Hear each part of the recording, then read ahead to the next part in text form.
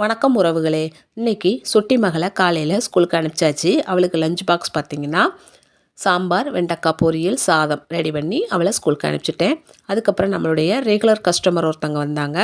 அவங்களுக்கு இன்றைக்கி ஃபேஷியல் செய்து விட்டேன். ஃபேஷியல் பார்த்திங்கன்னா ப்ளீச் பண்ணி கோல்டன் ஃபேஷியல் பண்ணேன். ஏன்னா அவங்களுக்கு மார்ச்சில் கல்யாணம் ஃபிக்ஸ் ஆகிருக்கு. அதனால் ரெகுலராக நம்மகிட்ட தான் எப்போவுமே ஃபேஷியல் பண்ணிக்குவாங்க.